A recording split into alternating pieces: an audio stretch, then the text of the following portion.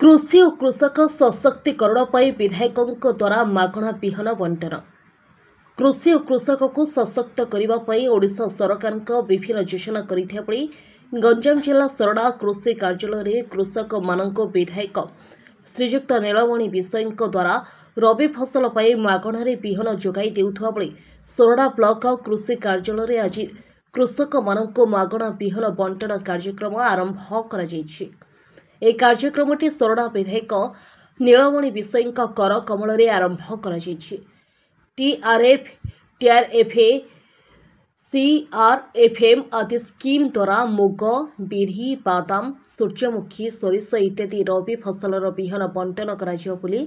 सोरडा गोष्ठी कृषि अधिकारी प्रशांत नाथ सूचना दैछन्ति। एभली सरकार कृषक मानक उन्नति प्रति सहयोग हाथ बढ़ाई कृषक मनरे उत्साहित देखा मिलता। ए कार्यक्रम में बीजेपी नगर सभापति भी जगदीश राजू शिव दिगल टुकुना गौड़ सरपंच देवराज मलिक उपस्थित थिबाबेले सरकारी कृषि अधिकारी सविता राणी सोरेन VLE अवध्य प्रधान सिकंदर माझी पतित कुमार नायक डी रवींद्र प्रमुख सहयोग करथिले।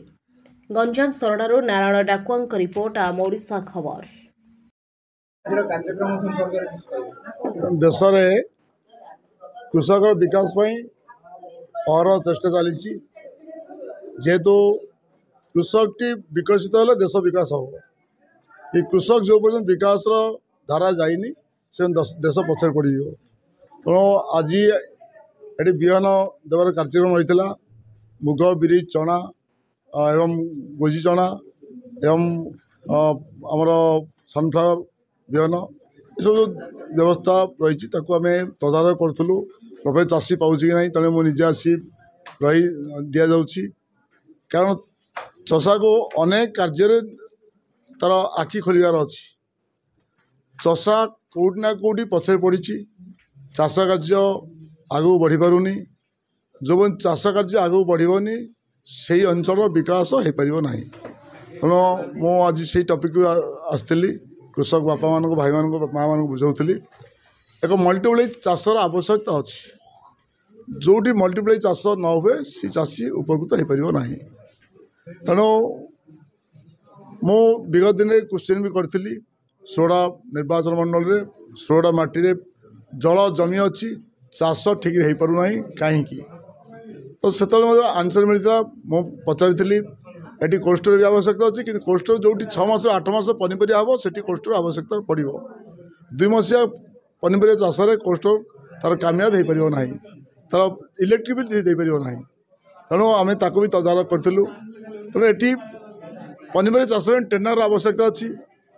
तेणु सरकार कहते सोलर ट्रेनर अच्छी मुझे पचारि बुझी ट्रेनर जिले में अच्छी से ट्रेनर गाड़ी ये ट्रेनर देवार अच्छी चषा मैंने 6 मास पनीपरिया केमी चाष करेंगे कौ सीजन पर कौ सीजन आसो कौ पर कौ पर चाष करेंगे तेणु या प्रति ध्यान देवार अच्छी तेणु चाषी जो मल्टीप्लाई चाष कर से विकसित चाषी आगू बढ़ी पार तेणु आम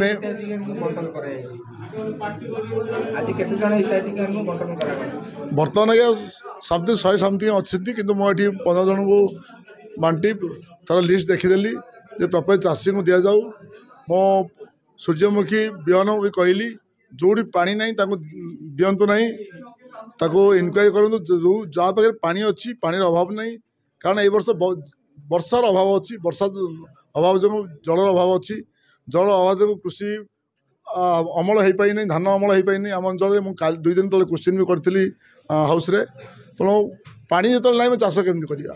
तेणु जोटी जो जो गाँव में पानी अच्छी से चाषी को चिन्हट करी आपण को सूर्यमुखी बिहन दिंतु से कथा भी मुझे रखी तेणु आशा करें चाषी को चिन्हट करार अच्छी प्रकृत चाष किए कर प्रकृत चाषी पाखे बिहन न पहुँचो तो चाष उपकृत हो ना तेणु से परिप्रेक्षी में आज ये उपस्थित रही बिहन बांटी आशा करुच्ची चाषी भाई मैंने निहाती भाव आखि खोलार अच्छी निजर उठेबार अच्छी आगू बढ़ेबार अच्छी जो जगार इरिगेशन प्रोब्लेम अच्छी मत इनफर्म कले मुझे जगह को स्पॉट को जीरो ग्राउंड को जी देखी और लिफ्ट इरिगेशन वाला को कही लिफ्ट सिस्टम करवा बोरवेल करवा पानी जमी को जीवार अच्छी ताले चाष हम। जय हिंद जय जगन्नाथ भारत माता की जय। जहाँ सरकार तरफ उत्तर आसला से चाषी कूल माने संतुष्ट नुहति